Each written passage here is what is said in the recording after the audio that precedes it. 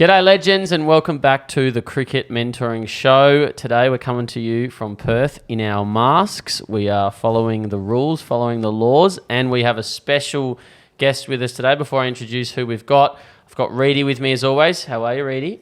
Yep, very good, mate. It's good to be back. Reedy's not as dusty this Monday morning as he sometimes is with Sunday cricket. No Sunday cricket yesterday, but we've got Josh Philippe, Cricket Mentoring Ambassador, great friend of ours. Welcome, Flip. How are you going?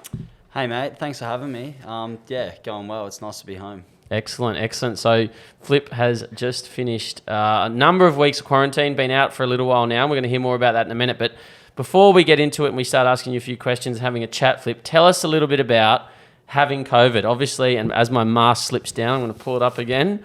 Got to follow the rules. You got COVID at a really awful time, just before the semi. Was it the morning of the semi-final, the night before the semi-final, the Big Bash, which meant you missed the semi-final and the final? Tell us about how you were feeling then, but also, did you get any symptoms? How did you feel with the Big C? Yeah, it was just pretty disappointing timing more than anything. It was actually the day before the semi-final. I did my rapid test in the morning, and it came up with a big thick line on the positive. So I made a few phone calls, got a few more tests with me, did a few more, and they were all positive, and then ended up doing a proper PCR test, and that pretty much wrote me off for 7 days. And I remember you saying that you'd done so many, you had to do one a day or something, and we were chatting on the phone during it, and you sort of said that you just did it, put it down, walked away, and you sort of came back past, glanced at it, and were like, oh no! Yeah, so sometimes they take a little bit of time to actually to come up and show the positive. So yeah, I did it and thought nothing of it because I really felt fine. And then when I walked back past it about 10 minutes later, I had the biggest sense of panic, and that's when I started making phone calls. And so did you have any symptoms, or how were you for that little period? Because you're in quarantine then for 14 days? No, it was only 7 days, but I had a little bit of a sore throat, but that was really it. I honestly was sitting on the couch feeling almost 100% like I could have played. So, yeah, that was probably the most disappointing thing about it. And then watching the boys win the semi, I think that was the innings Kerr started and got the boys home, and then losing the final to Perth, who are obviously a lot of your good mates. How did all that feel? Must have been very disappointing and frustrating. Yeah, I think the semi-final was probably more frustrating. I was pretty emotional the first few days of having it. I just, thought, poor me. That was pretty disappointing. And it was almost like watching a different team play. Our order was different. We had quite a few different players come in. Getting the win there was pretty awesome. Hayden Kerr was unbelievable. And and then by the time the final came around, I was I was a bit better. I was a bit less emotional about it. You just kind of have to get on with it. Unfortunately, the Perth boys are too good. So it's obviously nice to be home now, I'd assume. What have you done since getting out of your quarantine and all that sort of thing? Yeah, it's very nice to be home. I haven't done a huge amount, to be honest. We've been back into training, I've really just been trying to spend time with my family and get outside as much as I can, go get as many coffees as I can, and just try make live a bit more of a normal life, I guess. And I bet Clarissa's happy to have her man home. Yeah, she's very happy. She did the quarantine with me as well, so lucky that turned into 7 days because 14 might have been a bit interesting. She's very happy. How long were you away for?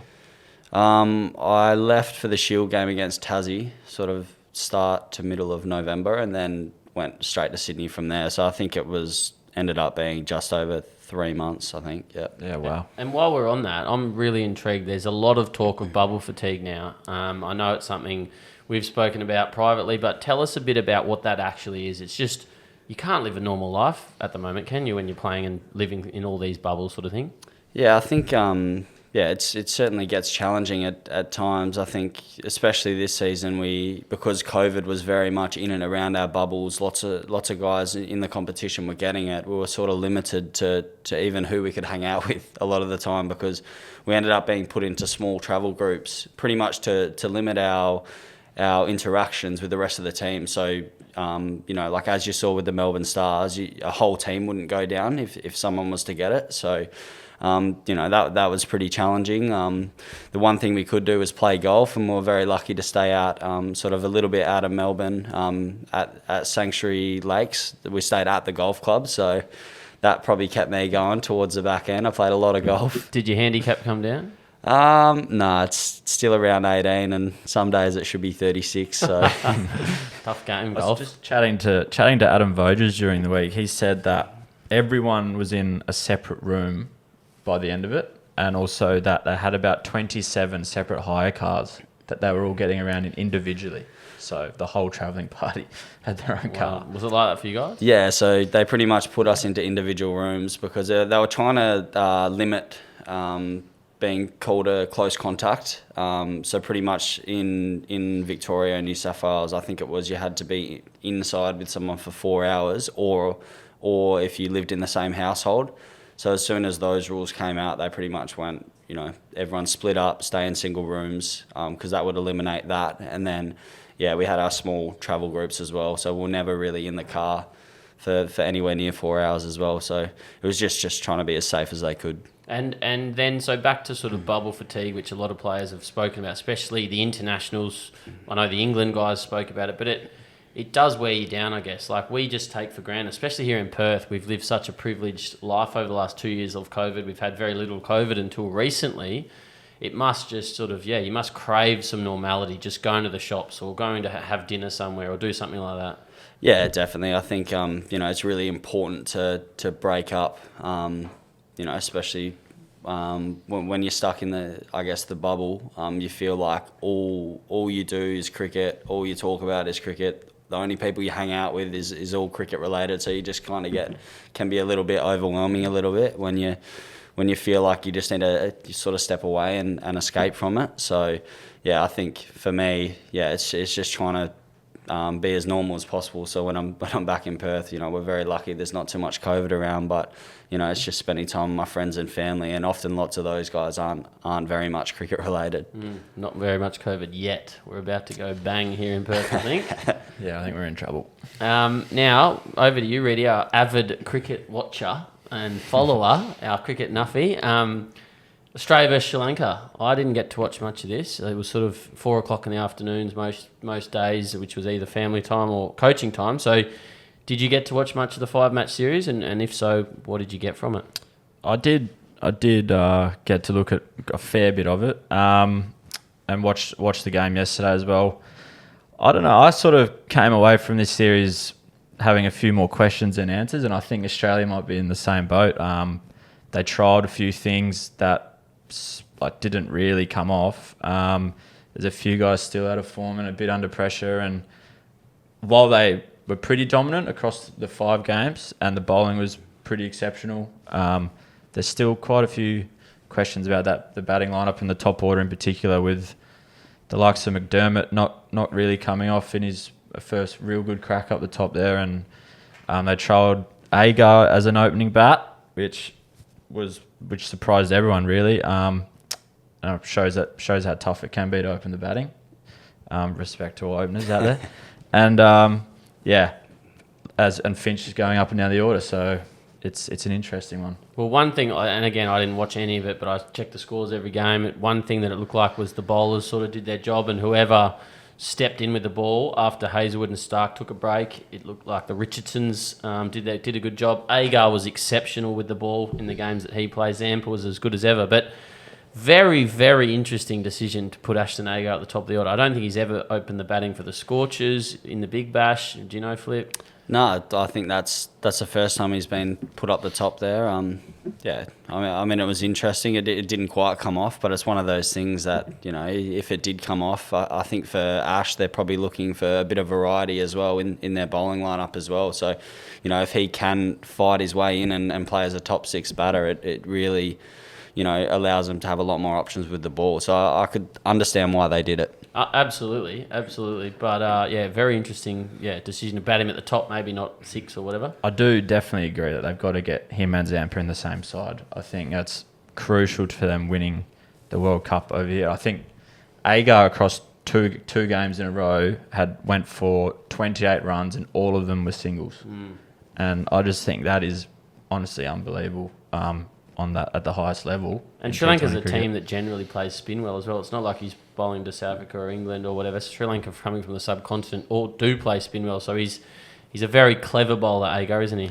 Yeah, definitely. His last few years have been exceptional. He's really developed, and his T20 cricket for Australia as well has been exceptional. So I think they're trying to find a way to squeeze him back into that lineup. Yeah, I think you're right, Reddy, about that. And as you mentioned, we mentioned this on either our last pod or the one before that I think Flip should be in the side, and it's a very biased opinion, but having followed Flip very closely for the last few years, Big Bash team of the tournament 3 years in a row, Big Bash player of the tournament last season, not this previous one, but the one before. I think McDermott had a great opportunity. Hopefully he does get more opportunities because has earned it. But I think Finch has to be. I'm not going to ask you, Josh, because you've got a. There's a bit of loaded question, but I think Finch's position. He's obviously a fantastic leader and he's done a great job as the captain, but he's not scoring the runs he needs to be. I predicted in our last pod just over a week ago that he would score some runs because he did at the back end of the Big Bash, and I thought that might be just what he needed. But international cricket, he's really struggling, and he's had a great career in white ball cricket for Australia. But some questions have to be asked about Big Finchy at the top, Reedy. Yeah, absolutely. And I think it is a specialist position batting in that power play. So I think Australia could get found out. They struggled playing the spin in the power play early on, and he was going a bit both ways and swinging it both ways as a spinner, which was pretty funky. But I think to have someone like the likes of Flip, who can play spin really well, has got options to all types of bowling. I think that would be vital against. Well, most teams are going to go spin early, I think, to Australia. Yeah, we're just pumping you up here, Flipper. Now, Josh Inglis did come off, one of your favourite sons, Reedy. He's probably not done himself any harm in that middle order. Yeah. No, once again, he just plays spin so well. He's really busy and plays a short ball well, all that sort of thing. And I think his energy brought into the middle there and batting alongside Maxwell, I think you could tell they were having a lot of fun together. And I think he could be a massive part of the campaign going forward. And there's no reason why. It showed keepers can field. It doesn't matter. He took a catch in there and Flip can field. So get three. Get them all. Get McDermott. Yeah. Why don't we just pick a team of yeah. keepers? McDermott and Philippe would open the batting. English 3, Carey 4, Wade 5. Not worry about the rest and just take your pick at who the keeper is. Who's going to keep in that team, Flip? Yeah, it's a great question. I'd probably say Ingo, but Wade, he's been doing a very good job as well. So. Yeah, I think you could give the gloves to anyone. Yeah, couldn't you? All right, let's move on. Shield cricket. There's 2 games going on at the moment here in Australia. New South Wales against Tassie in a pretty, 4th day. Looks like it'll be a close finish. And then Queensland Vicks, again, might be either a close finish this afternoon, the Vicks chasing some runs, or a peter out to a draw. Are you following those games closely, Flip? Obviously, you guys aren't playing for another few weeks, but obviously these results will affect the rest of your tournament, your sort of competition. Yeah, I haven't been watching too much. Been watching sort of bits and pieces. It's nice to see my mate Hayden Kerr get some runs again. He's just having an unbelievable season. I think he got 88. I woke up to watch him, I think on day 2 or 3, try to get 100 and big birdie. Snuck one through. Six's teammates. That's right. Would you have given him a send-off, or would you have just said, well batted, son? Oh, I'm not sure. What have I done here? Put the table down. Yeah, that's all right. So, I'm not sure. I reckon he might have said a few words, but who knows? Lovely. And what does it mean? What does it mean for WA for the rest of the season? You guys are going pretty well so far, aren't you? Yeah, as far as I know, we don't need too many results to go our way. If we win, if we're backing ourselves in to win the last 2 games, and then hopefully we're pretty much guaranteed to be in the Shield final. So it's pretty exciting for us. So we're really just gearing up to that the next few weeks. While we're on the Shield, the topic of Will Pukowski has been quite a big one the last week or so. Once again, suffering another concussion in the warm-up of all things, playing volleyball or something, I think it was. And I think it's one of the saddest stories I've heard in cricket, really, simply because you can just see how much he loves the game and the way he talks about the game, but also just how good he is. And I think he showed that in the first innings of that game. Is in his return. I don't know if you know Will much, Flip, or whatever, but I think, we just want to see him get a good run if he gets another good run. Yeah, I think it's just really sad. He came back, he got some runs, looked really good. He's a world-class player. I'm just really, really disappointed for him. I've no doubt he'll have some time off now, and just fingers crossed he comes back, and that is all good. Well, there's some talk of him potentially playing in the next couple of weeks. There was a bit going on behind the scenes from all reports. I've spoken to Buck a little bit, and I'm not at liberty to sort of give away too much, but I think that there's some people pushing for him to get back into it as soon as he can, get back on the horse. And I think Buck and also Sean Graff, who's the director of cricket or head of cricket operations at Cricket Victoria, both said it's not time to panic. Let's just give him a little bit of time, let him sort of decompress, hopefully overcome this, and hopefully he'll be back. But well, I had him on the podcast 3 years ago, and he was just such a good, sort of lovely young man with huge ambition. Said he wanted to score 30 Test hundreds for Australia, and you just watch him bat, and he's just got so much time, and he's just got such a beautiful swing and balance, and you do think he's a world-class player, as you've said, and I really wish him the best and hope that he can come back and bounce back from this very quickly. Not only a great cricketer, but a lovely young man. PSL, that's not something we really follow. I don't. Well, you do, Reedy, or the Nuffy. I don't. Not really. I don't follow much of this. It's not a good time zone really, and don't really get to see much of it. But it's been a bit of news overnight about Australian Jimmy Faulkner leaving. Have you seen that, or anyone know anything about that? I haven't. I saw a few tweets were out, and there's a bit of drama happening. What went on there? Do we know? Yeah, not a huge amount. Something to do with pay disputes. He looked like he wasn't terribly impressed with it. He threw a bat and a helmet onto a chandelier and stormed out and asked to be... Really? Yeah. So there's photos supposedly of a bat and a helmet in a chandelier in a hotel, and he's had to pay for the damages, which can't have been cheap, I couldn't imagine. And it was over a pay dispute. Obviously, there's two sides to every story. The Pakistan Cricket Board's come out and said that he has been paid, as they said, and they also said that his agent was very apologetic. Who knows if that's true? And then Faulkner's sort of said that he's not been paid and he's been treated poorly. I know Shahid Afridi has chimed in and said, "Don't you tarnish the name of the Pakistan Cricket Board and the PSL." And a lot of drama there. So I don't know how that's going to mean what that's going to mean for Faulkner's franchise future. He's obviously not played in the Big Bash this year. He's blazing his own little trail there, Faulkner. Do you know why he wasn't in the Big Bash? He had a bit of a dispute with the Hurricanes over something, didn't he? Contracts? Yeah, I'm not too sure. I think it was to do potentially with how many years they're going to offer him. I'm not entirely sure, but I think he's just looking at the pathway of just playing in all the comps around the world and doing it that way. And now the IPL auction, I was following this really closely, I think last weekend, not the one we just had, but that was very, very interesting, exciting, intriguing, whatever you want to say, but disappointing that you didn't go. I was following closely and texting you and really hopeful that there was a side or two out there that went, but something that was absolutely extraordinary was the auctioneer, Hugh Edmeades, I think his name was, falling off the stage, having some sort of attack, not a heart attack, and we were texting and think, he looks dead. It was not good at all, was it? Yeah, it was not ideal. And it was all obviously live streamed. But glad to see he's doing okay. But I was sitting there watching because I knew Mitch Marsh was coming up shortly, so I was watching there, hoping to see him go for 2 or 3 million, and then delayed the auction for quite a while. So it was certainly interesting.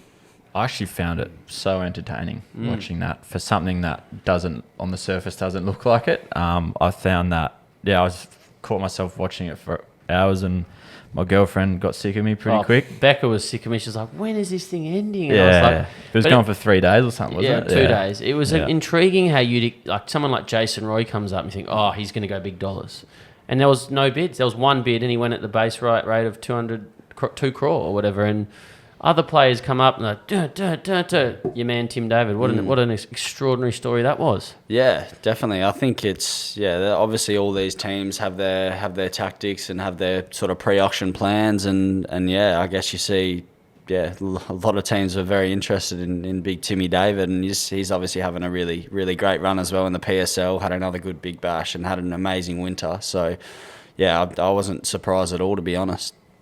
I think as well, it's great to see Josh Hazelwood go for pretty decent money as well. He was right up there. I think he's someone that's turned into a world-class T20 bowler, and I think early on in that Sri Lanka series in the Super Over match, that he hit the spot wherever he wanted. I think he hit 3 or 4 Yorkers in a row that they couldn't really hit, and that shows how skillful and adaptable he is. Yeah, as you say, he wasn't always a premier T20 bowler. He was always known for his red ball line and length, but he's sort of taken that into white ball cricket, T20 cricket, hit bashes a hard length at good pace from good height, and he's now become one of the great players. You've kept to Hazelwood. What makes him such a good bowler? Oh, he's just super consistent. He can hit a 5-cent piece, all day, and yeah, he just shows that it's not about all the skills in the world, but if you're super consistent and you're really good at a few aspects of your game, you can be the world's best. Because I think there's other guys in T20 cricket that are almost like a mixed bag and bowl 6 different balls and over, but he keeps it super simple, and he's just so good at what he does. And he must be a good thinker about the game, because these guys like yourself who keep evolving, keep getting better, keep finding new ways to do things, they've got to be good thinkers about the game and understand the game well. Yeah, definitely, and I think as well he's had a really good run now. He's had a lot of opportunities in different conditions, and he's just really been able to just adapt his game and really just be super consistent at what he does well, I guess. And I was shocked that another one of your mates, Philippe, Zampa, didn't go. He was almost the player of the tournament in the World Cup recently, one of the premier spinners in the world. And then the leggy from Sri Lanka, Hasaranga goes for $2 million. And it's just like you say, each team has a strategy. They have the players that they want to go for. And obviously with these things, for your price to go up, you need minimum 2 teams to want you, and then they have a bit of a bidding war. And I think for someone like Tim David or Ishan Kishan, who was one of the, I think went for the most, you have 4 or 5 or 6 teams that going for you. But it seemed like spinners, apart from Hasaranga, overseas spinners weren't really selected. I think Ish Sodhi missed out, a few others. Mitch Santana did go, but I think maybe he can hit him down the order. Yeah, well, that's what I was going to ask. Can Hasaranga gives him a good nudge, doesn't he? So that could contribute, even though I don't think it should. But Zampa, I don't know what else he has to do on the world stage to be picked up in that tournament. Yeah, it's certainly interesting.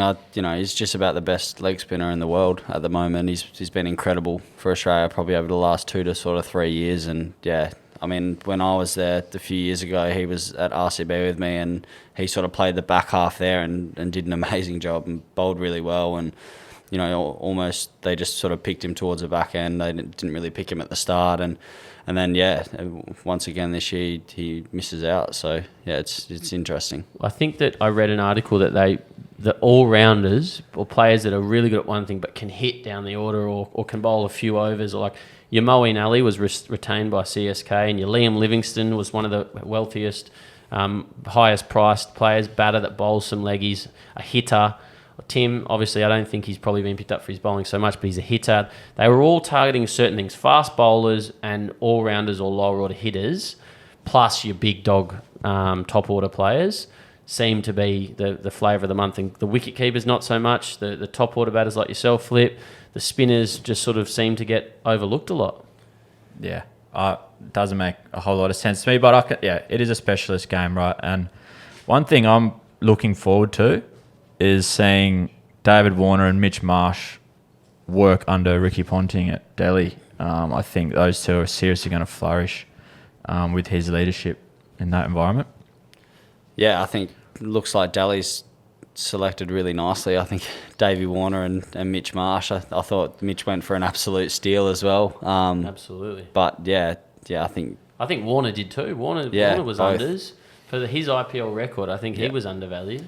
Yeah, definitely. It seems to be all the guys that, as you say, go for big money have 2 skill sets and sort of are definitely more those sort of back end hitter roles. Yeah.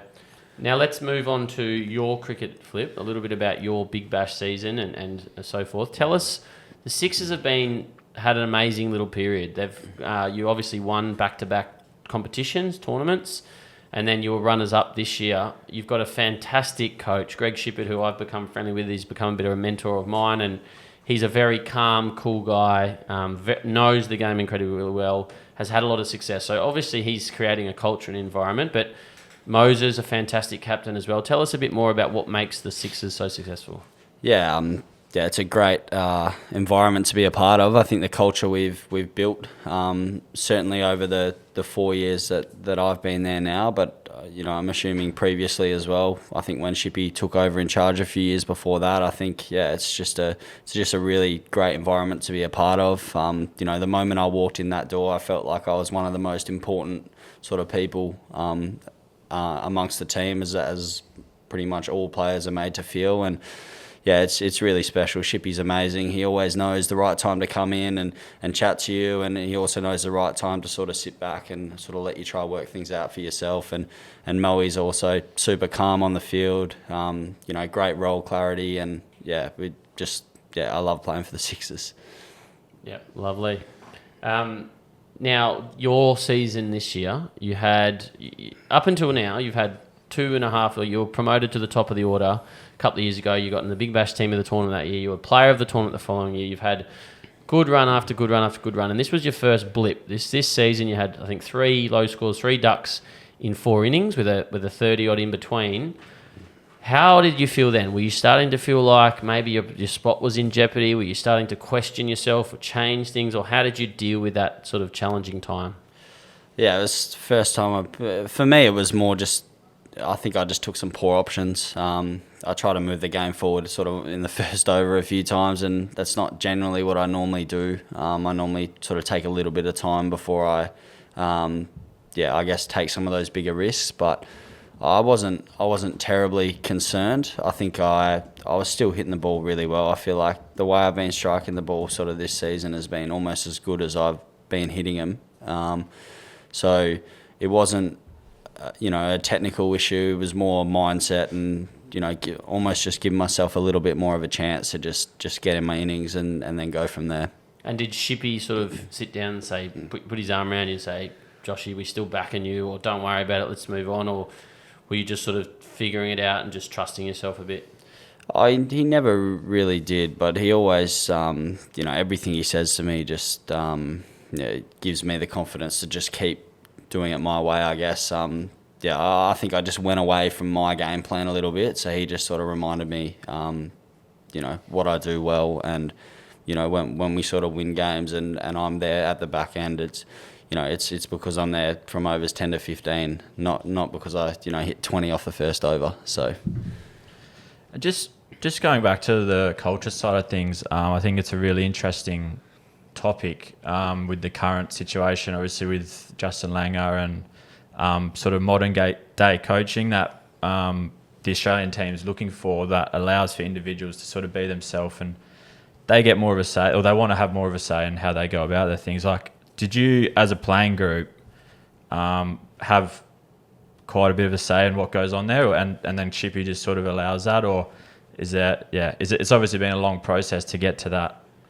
stage that you guys are at as a group, but you all look so happy and enjoy each other's company.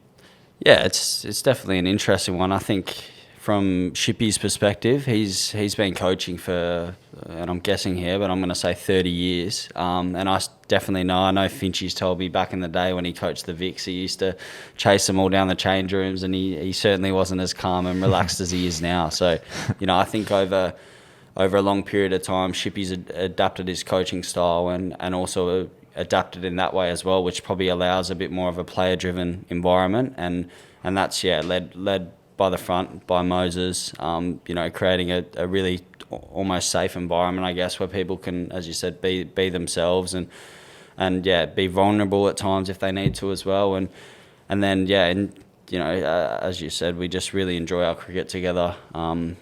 That's definitely just because of the environment that's been created around that. Yeah, awesome. And it's clear to see that you've really flourished in that environment, and you've obviously understand yourself as a player a lot more. Take us into your sort of T20 game plan, your blueprint, your main things that you fall back on and you try and do every time you go out there. Yeah, for me, it's when it's going well, if I'm walking out to bat, setting or chasing, probably the first over is just to have a look. I guess try to get the read of the pace of the wicket. Is it swinging? Is it not? Is the wicket true? Which they generally are. And then from there, it's trying to be a little bit more expansive, I guess. I think I used my ramp shot a lot in the first 4 overs this year. Because generally they were trying to block off mid-wicket and deep square, which I tend to hit a lot of boundaries the previous season over there in the first 4 overs. So this year I was trying to adapt my game a bit and utilise that a bit more. And I felt like a lot of the time it didn't feel like a terribly risky option, because I felt like all I had to do was just beat 45. And if you get in a good position when you're playing it as well, I guess. I feel like if you get bowled, you're in a poor position. And then from there, outside the 4 overs, it was just, still look for my boundaries, but also just try to get off strike every other ball and then build with whoever I was batting with. Joshy, do you remember your evolution of the ramp? How did you start learning it? We've got a lot of young players who want to do the sexy stuff they see on the TV from guys like you and Ingo and that. Did you start with underarms? Did you start on a bowling machine? Do you remember? And how old were you when you started practicing that sort of funky stuff to be able to play it in the Big Bash in the first 4 overs? I'm putting the table down again. Believe it or not, there we go. Sorry, mate. Live TV. It was actually the first, when I moved over to the Sixers, I don't reckon I ever played one before. Or as far as I can remember, I'm sure I might have mucked around a couple of times in the nets, but never seriously. But in the first game, I was batting 6, and I'm pretty sure it was either the training the day before or the day of the game that I was practicing it in the nets. And I ended up going out and facing one ball off AJ in my first game for the Sixers. And when I was sitting on the dugout bench, I was telling myself I'm going to scoop it, and I scooped it for 3. So I reckon that was the first time I ever played it or ever practiced it. It was 1 or 2 days before that game, and then from there just a little bit more practice. But I felt like it almost wasn't as risky as it looks. That's interesting, and I think it's a really great example of problem solving and being able to figure out ways to win the contest and take your game forward as well. You want to be continuously expanding your game, and because at that level there's so much reflection and reviewing that goes on in the Sixers setup. Do you do that as a team, or is it as an individual sort of thing, and just figuring out things for yourself? Or after games, do you sit down as a group and sort of discuss what happened? Yeah, I think that's one thing we do really well. We all sit down after sort of every game, and whether it's going around the room, sometimes Shippy makes us all individually chat with our partner, and then we all come up with a different point about, which part of the game we did well, or and then, I guess, it's all a really a group effort. It's never just one person talking, and, that's what I think we do really well. Because I think it's just, even with T20 cricket, when you have a bad game, it's just really important to sometimes just pick out the few good moments in that game. And often when you're going around the group and going through all sort of 18 players, everyone has something different as well. So, I think we do that really well. I really like that. I remember Buck saying that he thought one of Darren Lehman's great traits as a coach was when they had a really good day, he would be quite critical and try and bring them down a notch or two.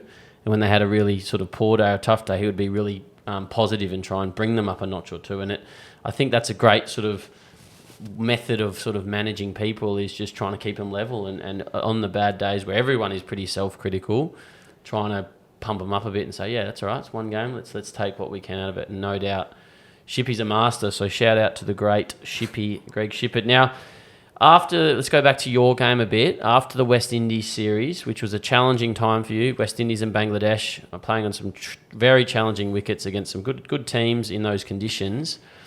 You came home probably pretty fatigued, pretty.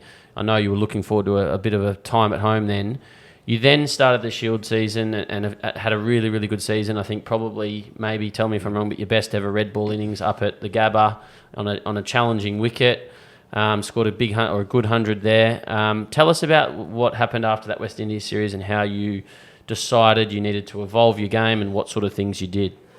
Yeah, so it was a challenging tour from, I guess, a personal perspective and as a group. We obviously lost to Bangladesh, and personally I didn't make many runs. But yeah, I think from that tour, I was just really looking at ways I could get better and develop my game. I felt like there were moments where, because I'm trying not to trigger as much now, which I'm sure has been pretty noticeable, but previously I was having a big substantial trigger from pretty much leg stump to sometimes outside off stump, and I guess that over time just got bigger and bigger, and I felt like I was sort of limiting areas of the ground that normally I'm quite strong at scoring in. So pretty much when I got back from there, I sat down with Bo Casson and went, I need to change this because I'm losing a lot of scoring zones through the offside, and I pretty much went back to some real basic stuff where I just went back to being really side on, starting on middle stump, and almost just triggering a little bit back instead of going right across the stumps. And because I was just really trying to focus on keeping my lines really good and lining the ball up back down the ground, and then hopefully opening up those scoring areas again through the offside, which I felt like I did. And was that process the way you were looking at footage from the West Indies, or you just had a clear picture of how it had felt? You'd seen some footage in the past and you said to Bo, this is what I want to do, or were you sitting there looking at the TV together and picking things apart?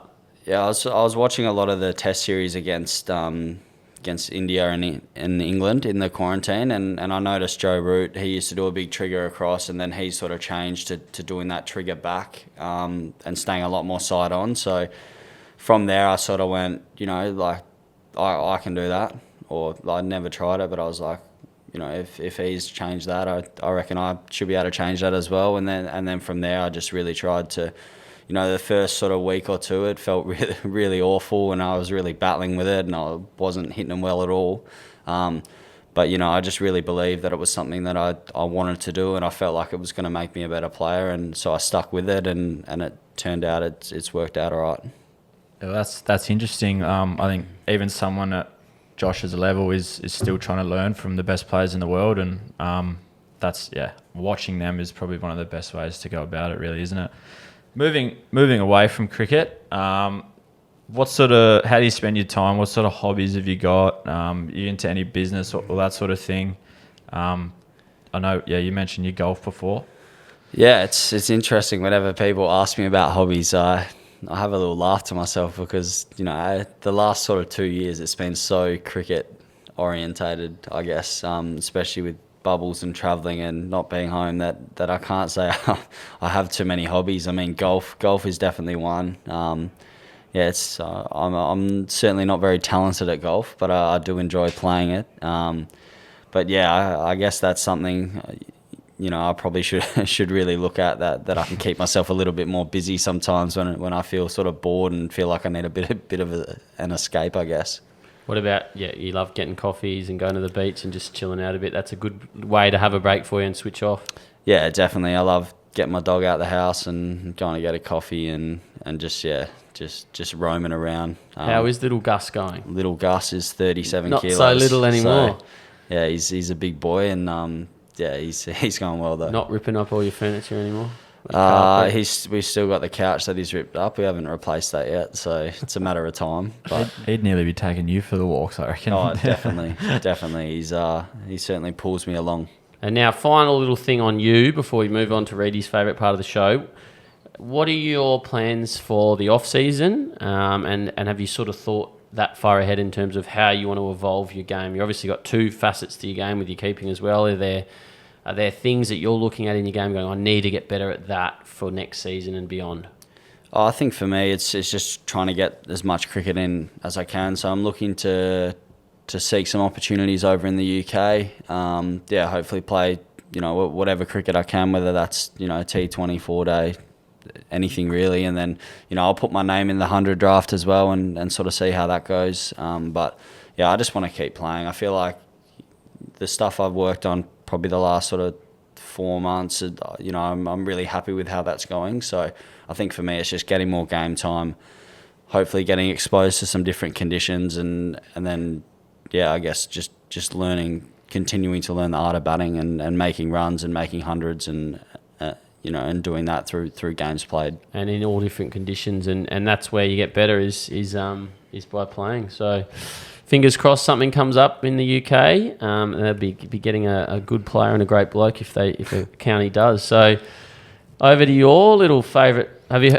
hang on before we get into Reedy's favourite moment? Have you heard of Reedy's Grinders Club yet, Flip? No, I have not.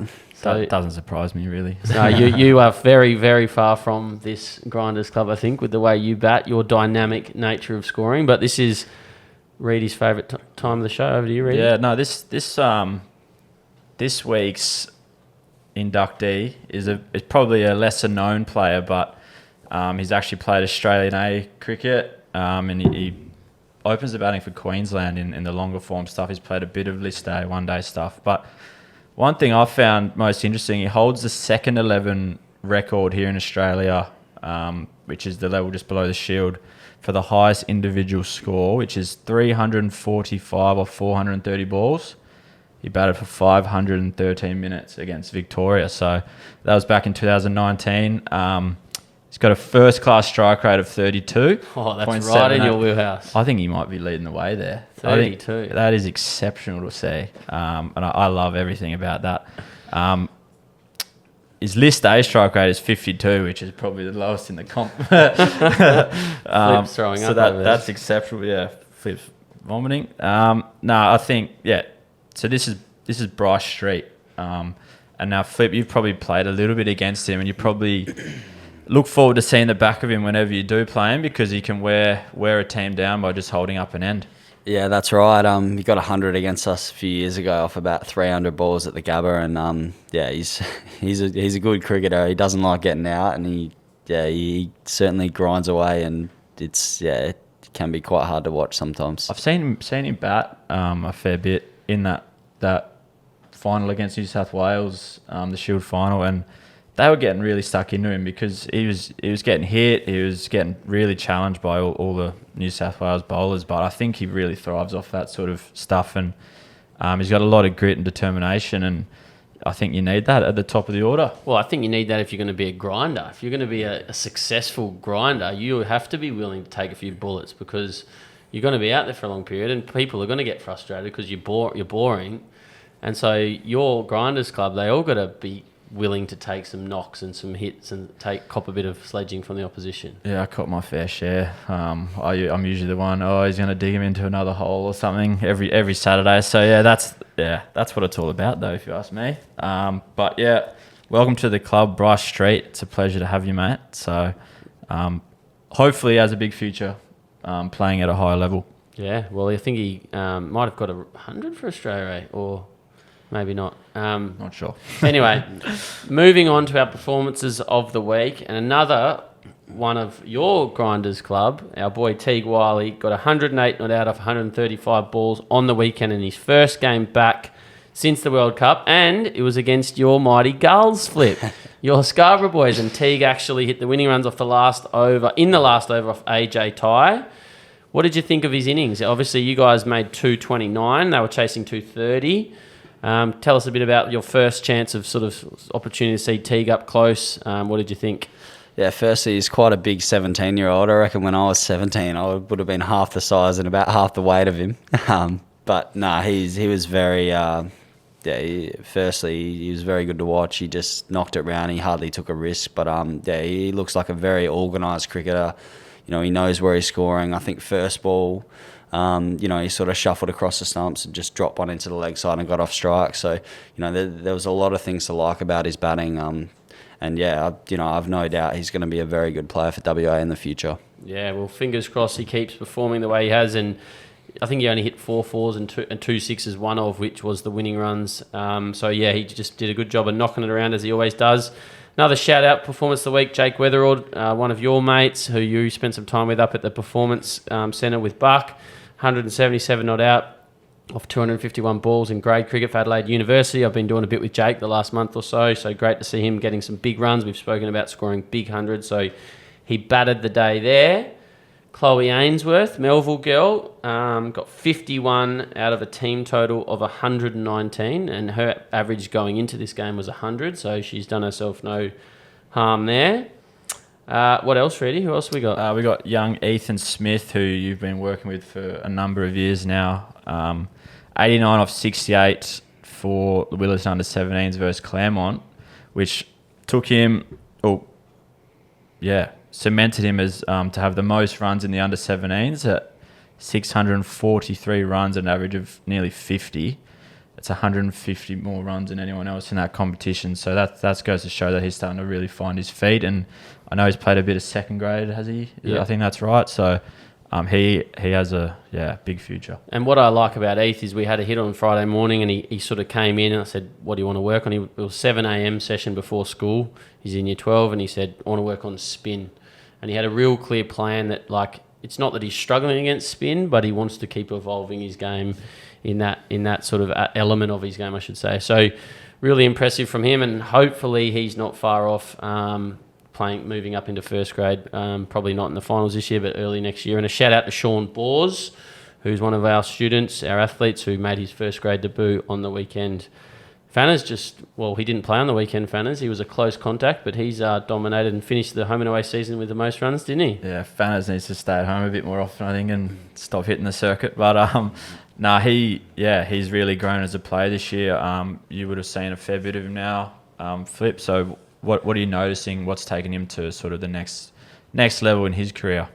Yeah, I think he's just really clear on how he wants to play. I mean, I haven't seen too many of his grade knocks as I guess I've been away. But, I've certainly had some conversations with him, over the time he's been with us at WA. And, he just seems really clear on his game plan and he seems really confident with it. And from what I've heard as well, some of his runs haven't been the prettiest, which is often, a really good sign because, when you go out to bat, I'm doing it again.